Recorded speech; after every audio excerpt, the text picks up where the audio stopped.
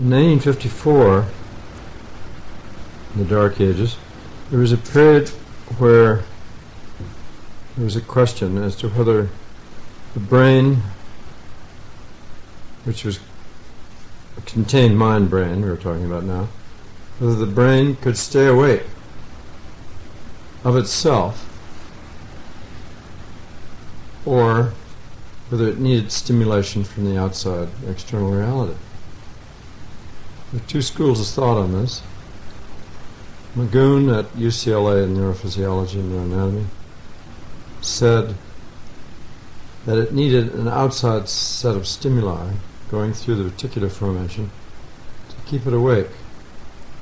Whereas Bremer in Brussels, Belgium, said, no, the brain contains self-sustaining oscillator neuronal circuits which keep it awake.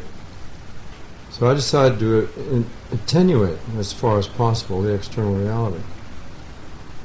So I hunted all over the NIH campus at Bethesda, National Institutes of Health.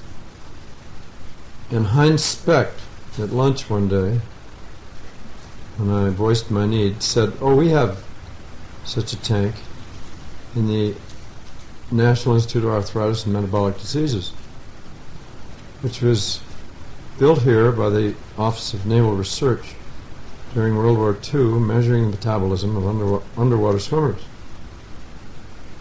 So the tank had good karma. So I went over and found this tank.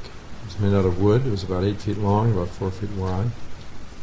And it was inside a soundproof chamber, a double soundproof chamber, outside of which there was a altitude chamber full of rats being taken to altitude. This was all in a temporary building called T2. I don't think T2 even exists anymore. But anyway, it was not being used, and so Heinz allowed us to use it. What is T2? Temporary building 2. Ah bon. Ah bon. Mais oui. Vamos. Vamos. École. So I then devised suspensions and various elaborate techniques and a head mask so that I could breathe underwater.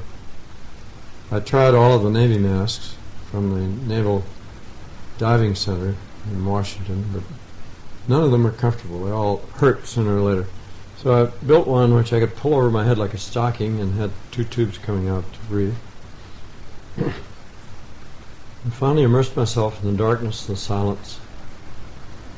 Oh, I had a temperature regulating valve on the water flowing through the tank, so it didn't make any difference if I urinated or defecated because the water went on through out into the sewer.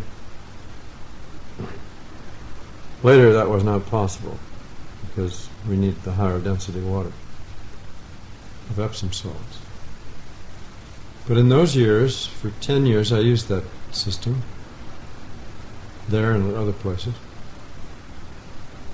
And I immediately found that this was a doorway.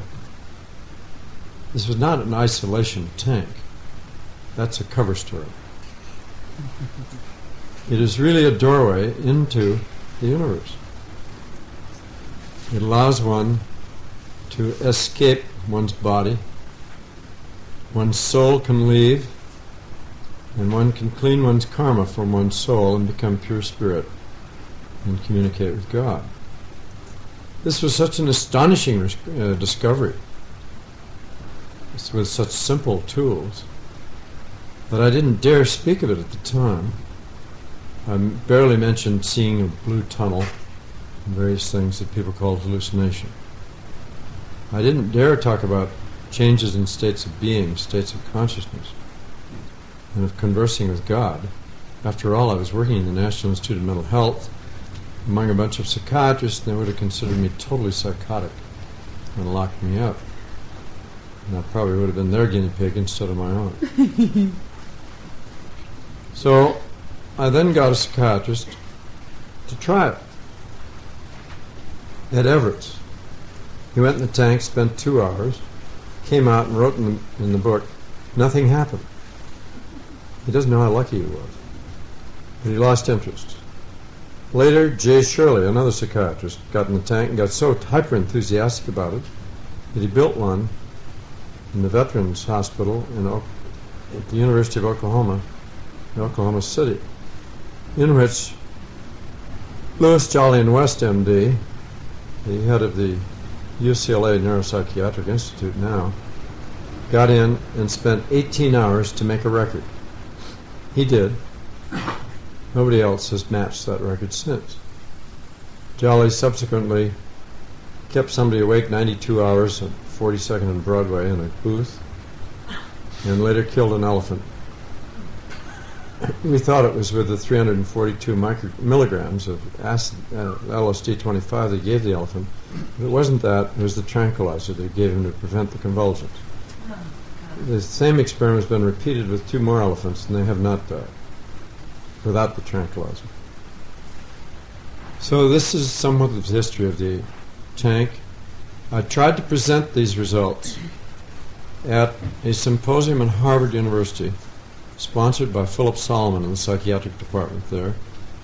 He had taken my paper on the subject that I published in 1956 and copied the references for his own paper, reinterpreted all the results without even trying the tank on the basis of his experiments on people in poliomyelitis respirators, involuntary subjects, all of whom cried out and wanted to escape, and he called it psychosis. So he held a symposium, and Jay and I went and gave a paper, which subsequently was published in Columbia University series on spaceflight, because Solomon edited us out of the book because we disagreed with the non-beneficial effects of isolation that he was espousing. We were espousing doing it because we got into ecstasy. And apparently ecstasy is dangerous to psychiatrists. Happiness is quite counter to their programming. Cures and all of that are hallucinatory for them. So we were left out. So I've never used the word sensory deprivation because we've never experienced it. In the tank, we've experienced everything else. Expanded universes, alternate realities, God, such a rich menu. So we call isolation tanks to keep the panty-wastes out of it and those without courage.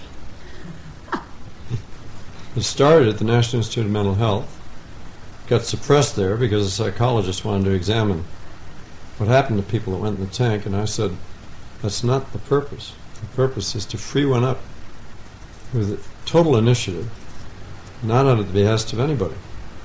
So the idea of self-metaprogramming in freedom in the tank went along with the tank. And that developed very powerfully in 1964 when I was able to take LSD-25. I had a fellowship under the National Institute of Mental Health for 5 years, and hence Sandoz could supply pure acid for me.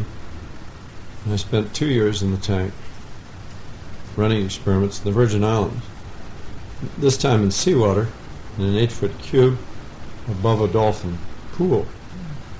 And they programmed the trips, as I found out later, and took me out into the universe in a very expanded way. They?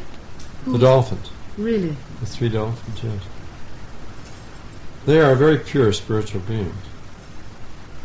And that's why I had to stop the kind of dolphin research I was doing in 1968 and come here to Esalen and learn what the hell I was doing with myself. So I came to learn from Paul and Dick Price, Fritz Perls, Ida Rolf, Bill Schutz, and so on. Without a tank.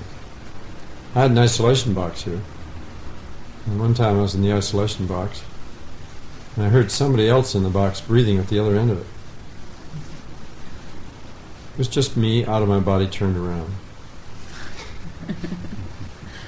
Within 2 weeks of my deciding to quit dolphin research, I felt I was on the wrong path, killing them and putting electrodes in their heads and so on. So I let the last 3 go. an old one who took care of the two young ones that were there. And I knew that the old one would teach the young ones so that it was safe to let them go, which we did in a boat harbor in Coconut Grove. The old one swam under the water and just barely surfaced to breathe. The young ones jumped up, looked in boats, and were looking for us. And the older one kept shouting at them to stay down. It took 3 hours, but finally they stayed down. And then he took them out to sea, and they disappeared. And with great sadness, we let them go. We have two now in captivity up at Marine World. I had agreed to hold them for 1 year. Now it's been 2 years, almost 2 years and a half, so I've had to renegotiate the contract. Elaine Baker, a psychic at the Pritikin Longevity Center, where Eric Reed Erickson was staying with his Yaqui wife. He's a Yunkie, as she says. He uses ketamine. Elaine came up to me and said, "You have gone beyond your contract with your two dolphins. It is time that you renegotiate." So I went up to Marine World and did that, and said to them, "I will take you home to your tribe and allow you to renegotiate your rejoining the tribe if you wish. But if you don't wish, we will establish a facility on the shore where you can educate them and they can educate us. And if we need to, we can take some of them to the new program at Costa Corrientes in Mexico or at Mazatlan, depending on what happens."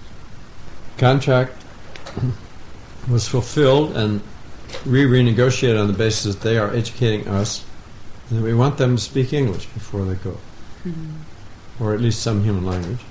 And they've started doing this. They've taken the first big step. Recently, in spite of all of our big computers designed to recognize sounds and put out letters and all of the complicated things that we're doing, recently John Kurt decided to listen to what I told him 2 years ago, which was that during World War II, there was a man who had decided that human speech was quite redundant, and that if he took the zero crossover points of the waveform of speech as it came out and put in a pulse at every point in which it crossed zero, pulse up for the upswinging and pulse down for the downswinging part, that then you would hear a whole rash of kind of sounds, but that these would be understandable. So he constructed this apparatus under an Air Force contract, and it worked. And so you could, through the hash of noise, radio noise and so on, under difficult hearing conditions, you could still get clear English messages of meaning through it. So finally John took an Apple computer and made it do this for him, and with his Hungarian accent he started talking to the dolphins. Now they'd been trained on a very large vocabulary of objects, of places to go, things to do, and so on, and they would do these circus tricks at the behest of computer sounds or on gestures on the part of the humans. So he started working with them alone. He wanted to make sure that the scientific evidence was there when they began to match. So the dolphins caught on instantly. It was amazing. But John didn't catch on instantly, so he, in a very pedestrian fashion, began to dictate these words to them, like throw a ball, pick up frisbee, go through triangle, and so on. And they'd go to the other tank, and they would do all these things. And if you listen to his voice on the tape, he has a very definite Hungarian accent with his English. And with the Digitalker, he still does. So when you hear the dolphins matching what he's saying, it comes back with John Kurt's voice with a Hungarian accent. So I was renegotiating the contract with him, sitting beside the pool, and Wink Thorne from Boston was there. Wink is paying us $1,000 a month in order to work with us as a work scholar. We copied the Esalen program there. And he is amazing. He's a young computer programmer. He knows the Apple forwards and backwards. And so Wink was standing beside the pool while I was meditating on ESP and saying to the dolphins, "I will not take you home unless you do something unexpected." So within about 3 minutes, John Kurt's voice came out of the loudspeaker by the pool. It's hooked into the hydrophone, saying, "Throw me the ball." Ah la la. in Hungarian with the Hungarian accent. And Wink looked at me, and I looked at Wink, and he said, "That was the Dolphins." And I said, "You better go in the laboratory truck and see if John wasn't dictating through that microphone in the underwater loudspeaker." So we rushed into the truck, and no, John was busy with software, and the machinery for putting his voice underwater was turned off. And just for receiving the Dolphin's voice was all it was on. So they did something unexpected, as I demanded on ESP. Oh, it was ESP, no wording. You were No words, no. Just totally Pavel. Pavel, the famous Pavel. And they came back, they're very saucy on Pavel. They came back and they said, "You bastard, you promised to take us home." And I said, "Okay, I'll take you home. But first you must show us that what you already know, and teach us that you know how to speak English and that you know how to communicate with us through Mabel, through Mother Earth, translating what you have to say for us in English." You had that. You received that through like telepathy. You received Yes. that in your body, and then you put it in words. And when you were talking back to them, were you also No, using me words? at the other end of the whole very, very complex communication system was hearing English coming from them Okay. without the Hungarian accent. Okay. You were hearing words through telepathy. Right. Through telepathy. Right. And now you're doing words with the. You're doing you're using your vocals, and they're using their vocals. John Curtis. He won't let me use the apparatus or anybody else, which is great because then we have this nice tracer of the Hungarian accent. And anytime that comes up, we know that it's true. How's that, Ian? Is that a nice control? He's very pedestrian and a marvelous person. He refuses to be pushed. I wish you were here to tell you about this. Well, that's the difference between small brains and large brains, all of whom are terminals on the cosmic computer, the Mabel computer and the Echo computer. And all the only limits that we see are control limits. The small brains are unable to control emotionally started actions. So if they're angry, they must destroy. If they are loving, they must make love. Whereas the larger brain animals, the humans, the dolphins, and so on, do not need to do that. They can talk about it. They can symbolize it. They can simulate it.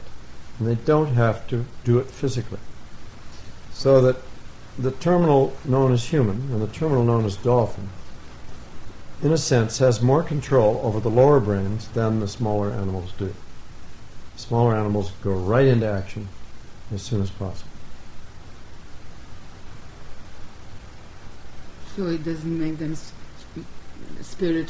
more spiritual beings as of. No, I mean, more or less on the spiritual level, it has no meaning. True, we're all our spirit. Right. Because the total connection that's there. We're all pure at that level. We're not pure at the soul level. We are at the spirit level. What do you mean? Well, the soul is that part of your physical self which has joined the spirit but carries the karma of the body with it. The spirit has no karma. The spirit can move forward and backward in time and move into other dimensions and neglect the karma. The soul cannot. The soul carries when it leaves the body, it carries the karma of the body with it. And hence it comes up against other souls and reenacts past or even future conflict. Spirit has no conflict. It's all beautifully, totally in love. The soul, how do you locate the soul? Well, you have the whole soul, the form of the body, which is the soul, whole soul. You have the whole spirit, which is the pure form, the pure human form, the pure dolphin form. And then you have the whole body, which is what you see here. The whole? Whole body.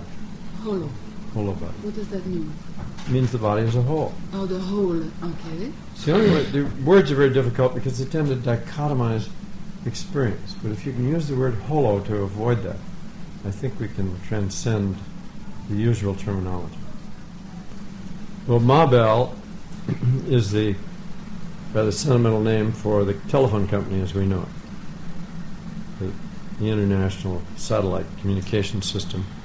It's been broken up now. It's no longer just Bell, but we carry it because Alexander Graham Bell was the man who first devised a way of talking over wires, which is then carried on to wireless systems. So Ma Bell is that system in the reality of the external reality, and the Bell telephone laboratories are part of that system.